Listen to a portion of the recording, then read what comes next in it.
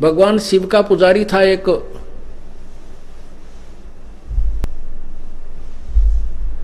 भस्मागिरी, और शिव जी के द्वार के सामने, उनके गेट के सामने ऊपर को पैर करके नीचे को सिरासन पर 12 वर्ष तक तप किया।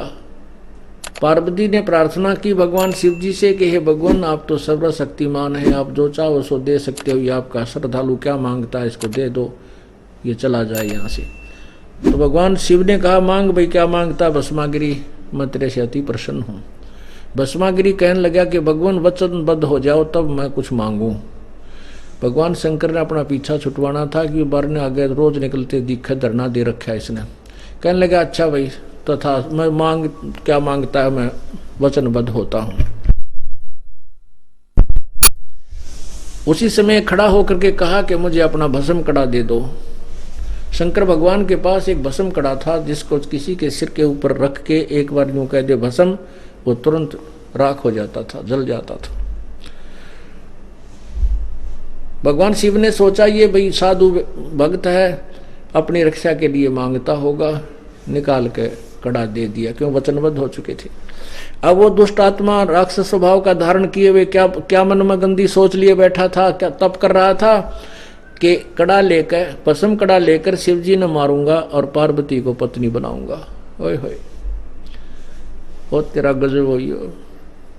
तो गीता जी के ज्ञान को हमने समझने के लिए थोड़ा सा दिल डांटना पड़ेगा, एकदम उफान नहीं आना चाहिए, क्योंकि हम इनके बहुत पुराने पुजारी थे, इसलिए एक बार हमें भी धक्का सा लग गया था। पर ज्ञान को सुने और समझे, आप शस्त्र को सामने देखकर हम संतुष्ट हो गए थे कि सचमुच हम गलत रास्ते जा रहे।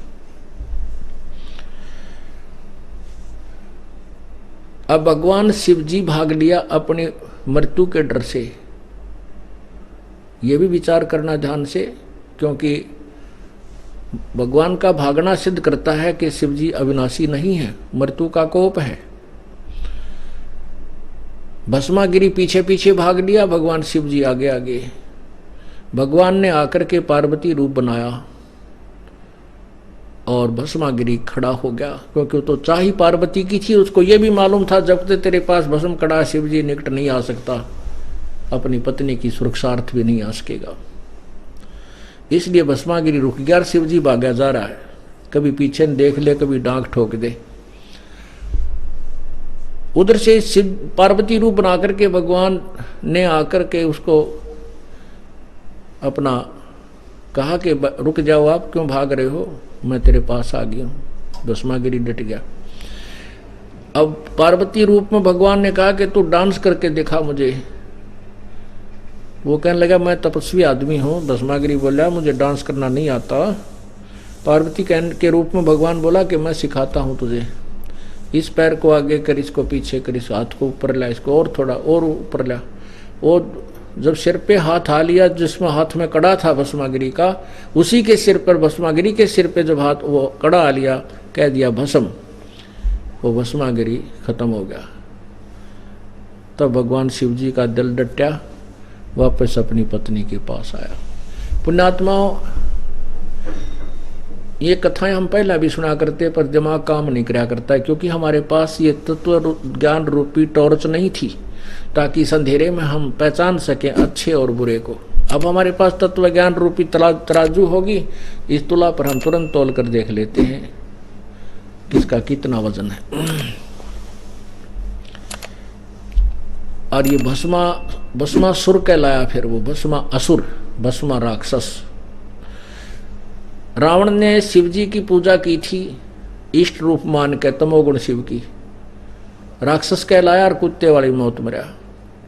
पुण्यात्माओं, दास नहीं कह रहा, ये अपनी पवित्र गीता जी में लिखे हुए ज्ञान को विस्तृत कर रहा हूं, उसको आपके सामने विस्तृत तरीके से पेश कर रहा हूं विद प्रूफ। आगे वैष्णु पुजारी जो है, विष्णु जी के पुजारियों को वैष्णव बोलते हैं। वैष्णव जो सतोगुण विष्णु के पुजारी, वैष्णु साधु। एक बार हरिद्वार के अंदर कुंभ का मेले पर एक पर भी लगनी थी। कुंभ के मेले पर ये नागा, औगड़, गौरी, कनपाड़े, गिरी, पुरी, ये सभी तमोगुण शिव के पुजारी, और वैष्णव साधु विष्णु के पुजारी, ये सभी वहां पहुंच गए और अपने अपने ग्रुप में जाकर के इकट्ठे हो गए। फिर स्नान करने के लिए जिस दिन स्नान होना था, पूरे का पूरा ग्रुप समुदाय चलता है। सबसे पहले नागा पहुंच गए और उन्होंने पूरी हर की पैड़ियों को घेर लिया स्नान करने के लिए। पीछे से वैष्णव साधुओं का पूरा ग्रुप आया। वैष्णव साधु कहने लगे, भाई नागा तुम मत नाओ, पहले हम स्नान करेंगे, हमारा नंबर है, क्योंकि हम सर्वश्रेष्ठ संत हैं, क्योंकि हम सतोगुण के पुजारी हैं, हम विष्णु साधु हैं, सब व्यसनों से हम दूर हैं। नागा कहने लगे, नहीं हम सर्वश्रेष्ठ हैं, सबसे पहले हम स्नान करेंगे और हम त्यागी वैरागी हैं, हमें किसी चीज की इच्छा नहीं है, हम निवस्त्र रहते हैं। विष्णु साधु कहने लगे, तुम बाहर आ जाओ, तुम सर्वश्रेष्ठ नहीं हो, तुम नहाते न धोते, शरण फिर टट्टी का हाथ भी ना धोते, तुम पशु की तरह नंगे फिरते हो, तुम कहे कि सर्वश्रेष्ठ हो, बाहर आओ।